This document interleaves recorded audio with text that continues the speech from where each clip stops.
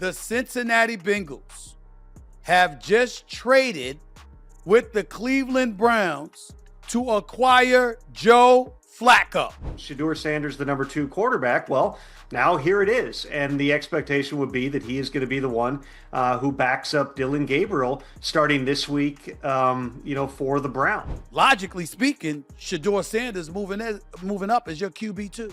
In a shocking turn of events, the Cleveland Browns have traded Joe Flacco to the Cincinnati Bengals. This move has left many questioning the Browns' decision-making, especially considering they held on to Flacco with the intention of making him their starter, only to now let him go. The Bengals, in need of a quarterback, have now brought him on board, which raises some eyebrows about the Browns' strategy. But here's the silver lining in all of this. Shedeur Sanders has secured the QB2 spot, sitting just behind Gabriel. This is huge for Sanders, as it brings him one step closer to starting in the NFL.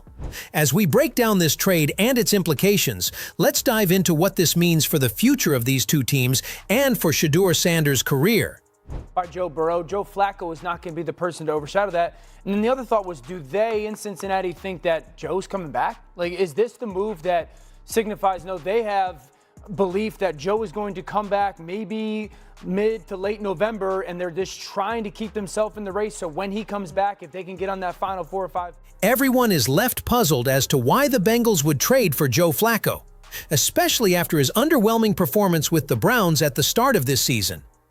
Experts are now raising questions about the logic behind this move, given the Bengals' already struggling offensive line.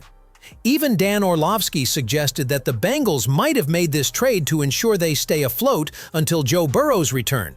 But even he finds it hard to understand why they would rely on Flacco, given his poor performance.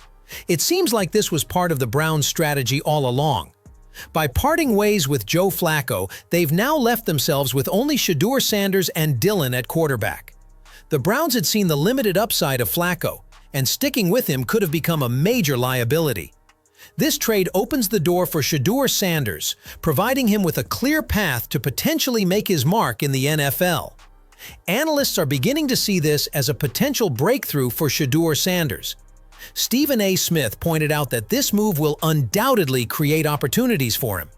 As the backup to Dillon Gabriel, Sanders is now in prime position, and while the situation may not be perfect, a single mistake or fumble from Gabriel could see Shedeur stepping in. This puts him on the verge of getting a chance to play, bringing him closer to his NFL debut. The situation is far from ideal, but it's a step forward for Shedeur, who could soon make an impact on the field. Logically speaking, Shedeur Sanders moving up as your QB2. As things stand, this move seems to be part of Haslam's bigger plan to eventually have Shedeur Sanders under center. Tom Pelissero, speaking with Rich Eisen, argued that there's nothing surprising about this decision, as Haslam has always been vocal about his intentions for quarterbacks in Cleveland. During training, he even made it clear that he wanted to keep both rookies, and after seeing Flacco's performance, he recognized that Flacco would be a liability.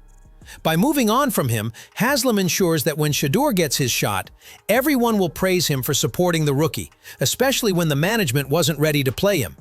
Having Shedeur and saying that he's going to play eventually, that's always been the plan. Jimmy Haslam flat out said it in training camp, which is they want to see both these guys figure out what they have, and then as we get toward next year and the fact they've got 2 first-round picks, you at least know, do we think we have something that we can work with here? Joe Flacco, barring an injury, Dillon Gabriel was not going to get back on the field. This theory seems to hold weight, as for some time now, the Browns have been shifting the media focus away from Shedeur Sanders, attempting to portray him in a positive light. This change in behavior from the Browns toward Shedeur seemed odd, but it soon became clear that they were laying the foundation for a potential future star, and that star was none other than Shedeur Sanders. For the first time, it looks like the Browns are fully committed to preparing Shedeur for a starting role, clearing any negative perceptions about him before he takes the field in the NFL. While Dillon's future with the team remains uncertain, insiders believe Shedeur's time is approaching, and it's going to make a significant impact. The removal of Flacco is a key part of this plan.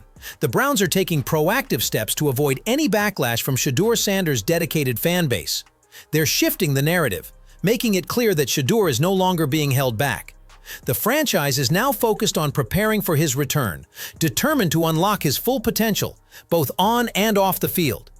They recognize the significant impact he can make for the team, in more ways than one. This is why Jimmy Haslam was so determined not to let Shedeur go. Even when opportunities arose, he understood the business side of things and knew that keeping Shedeur while trading Flacco was the right move for the future. Shedeur himself, it wasn't Dion. It was clear that this was made from the Browns, and I do think that's what's interesting about this is because I think any time the Browns leak any report about Shedeur, it ends up backfiring, even if it's a well-intentioned one like this, which is to tell Shedeur fans, there's a growing possibility that Shedeur Sanders could be starting very soon, as the same media that once supported Dillon Gabriel is now shifting its stance. Criticism against Gabriel has been intensifying since his first start, with Mary Kay Cabot offering some pointed remarks following the Browns' loss to the Vikings. In a recent tweet, she noted that despite Gabriel throwing 2 touchdowns, he struggled to lead the team to victory, especially in critical moments when it mattered most. Now, Mary Kay is suggesting that the Browns should consider bringing Shedeur Sanders in as QB2, at least behind Dillon, to apply pressure and keep him accountable. Rookie quarterback Dillon Gabriel unable to finish the job as Vikings win 21-17 on the last play of the game, last drive. The current situation in Cleveland signals that Shedeur Sanders is being strategically positioned to take over the QB1 spot in the near future. From the beginning, the Browns have shown an evolving approach toward Sanders, gradually shifting the narrative around him to clear any misconceptions and build his value as a future leader. His development within the organization reflects a deliberate effort to mold him into the starting quarterback. The franchise's actions, such as clearing the path by trading Joe Flacco, reveal a commitment to nurturing Shedeur's potential. What stands out is the Browns' recognition of Sanders' talent and their investment in creating the right environment for him to thrive. The trade of Flacco, who was seen as a liability, and the ongoing focus on Shedeur's progress indicate that the team is preparing him to step into a starting role when the time is right. This is further highlighted by the shift in media coverage, which has gone from praising Dillon Gabriel to questioning his ability to lead the team effectively. The criticism surrounding Gabriel has opened the door for Shedeur to step up and take on a more prominent role, with analysts and reporters now openly suggesting that Shedeur could soon be in the spotlight. The stage is being set for him to rise. Mary Kay Cabot's comments and the general growing discontent with Gabriel's performance only add fuel to this possibility. In a franchise that has been searching for stability at the quarterback position, it seems the time is nearing for Shedeur Sanders to take control. The Browns are not just waiting for the right moment. They are actively shaping that moment, ensuring Sanders is prepared to take on the responsibility of leading the team. What do you think about the Browns' decision to trade Joe Flacco and focus on Shedeur Sanders as the future of the quarterback position? Do you believe this move is a sign that Shedeur is being groomed to take over as QB1 soon?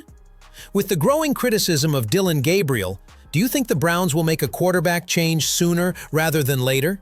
How much pressure should be placed on Shedeur to perform once he gets his shot? And do you think he's ready to lead the team? Share your thoughts. Do you think the Browns are making the right call by investing in Shedeur's future?